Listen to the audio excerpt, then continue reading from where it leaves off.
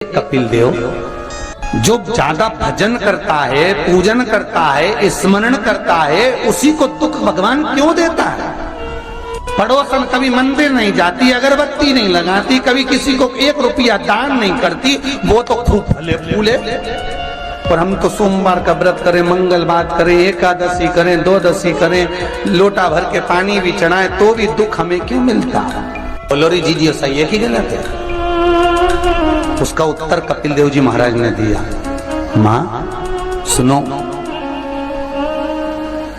जिस प्रश्न को आपने मुझसे करा, यही प्रश्न देवऋषि नारद ने भगवान विष्णु से करा था। यही प्रश्न भगवान विष्णु से देवऋषि नारद ने करा कि जो मंदिर जाए, देवालय जाए, पूजन करे, अर्चना करे, पाठ करे, स्मरण करे, दुख उसी को क्यों मिलता है? और जो कभी मंदिर नहीं जाए, भगवान का भजन नहीं करे, उसके तो 4 चांद लग जाते, खूब लक्ष्मी भगवान देता। नारद जी ने जैसे भगवान विष्णु से ये प्रश्न किया, तो भगवान विष्णु देवऋषि नारद से बोले, इसका उत्तर मैं बाद में दूंगा, पहले अपन दोनों ब्राह्मण के कपड़े पहनकर चल घूमने चलते। और देवऋषि नारद को ब्राह्मण के कपड़े पहना दिए, भगवान विष्णु ने ब्राह्मण के कपड़े पहन लिए, दोनों घूमने के लिए चल दिए। जाते जाते एक सेठ जी का दरवाजा मिला, एक बहुत बड़ा बंगला, बहुत बड़ा घर, और वहां जाकर भगवान विष्णु ने नारद जी से कहा, भूख लग रही, कुछ मांग ले। सेठ जी क्या? नारद जी ने आवाज लगाई, भिक्षाम देही। सेठ जी निकल के बाहर आए, क्या है बाबा? हमें भूख लगी है, थोड़ा सा कुछ दे दीजिए।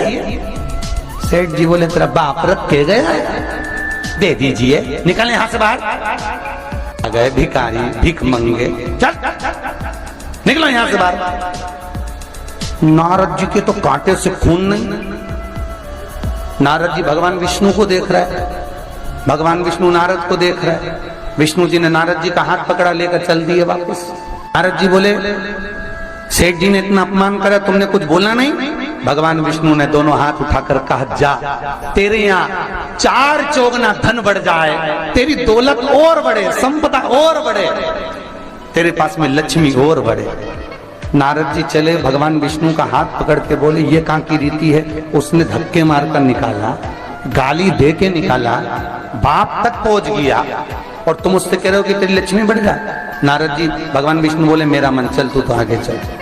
अब भगवान विष्णु लेकर चले तो एक बूढ़ी बुजुर्ग माता बैठी थी एक कमरे में, एक घर के अंदर। उस बुजुर्ग को देख भगवान विष्णु ने कहा, नारद अब इसके यहाँ चलते चलते। जाकर आवाज लगाई, माता जी भिक्षाम दे, हमें भूख लग रही है माता जी, कुछ दे दीजिए। माता जी बोली, देखो बाबा, मेरे घर में खाने का तो कुछ भी नहीं है, बस एक गाय है, उस गाय की मैं सेवा करती हूँ, दूध मिलता है, वही दूध रखा हुआ है, तुम दोनों अंदर आ जाओ। और 2 आसन लगा दिए माता जी ने, दोनों को बिठा दिया। माता जी दोनों के लिए दूध लेकर आई, दे दिया। भगवान विष्णु और नारद चले। नारद जी बोले, कितनी अच्छी माता है, बिठा के दूध पिलाया, पानी पिलाया, और बस सेठ जी ने धक्के मारकर निकाल दिया। भगवान आशीर्वाद दो इस बूढ़ी माता को।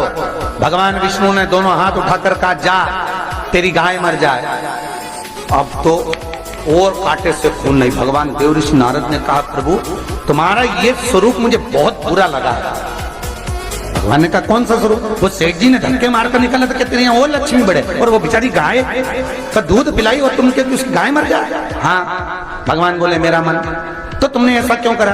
भगवान बोले, नारद तू मेरी लीला नहीं समझता ना। नारद जी बोले, कभी समझूंगा भी नहीं, पहले बताओ ये क्यों हुआ, लीला जाने दो, मुझे तो ये बताओ। भगवान ने कहा, नारद बात इतनी सी है, वो बूढ़ी माता मेरा भजन करती है, दिन भर मेरा नाम लेती है, वो मरेगी, उसके घर में एक गाय है, उसमें उसका दिल बहुत लगा हुआ है, उसकी सेवा करती है, मरेगी, मरते समय विचार करेगी कि मेरे मरने के बाद मेरी गाय का क्या होगा। गाय की याद करते करते जब मरेगी तो उसको गाय की योनि मिल जाएगी, वो भगवान के पास नहीं आ पाएगी, विष्णु के पास नहीं आ पाएगी, इसलिए मैंने उसके मरने से पहले उसकी गाय को मार दिया। नारद जी बोले, ये तो समझ में आ गया, पर अब ये बताओ कि वो सेठ जी को लक्ष्मी क्यों बढ़ाई? भगवान बोले, नारद उसको धन से बहुत प्रेम है, मैंने लक्ष्मी इसलिए बढ़ाने का आशीर्वाद दिया कि वो लक्ष्मी को जोड़ जोड़ के इकट्ठा कर कर कर जब मरेगा, वो लक्ष्मी और पैसे के चक्कर में जब मरेगा तो आखिरी में मरकर सांप बनकर उसी दौलत पे बैठा रहेगा।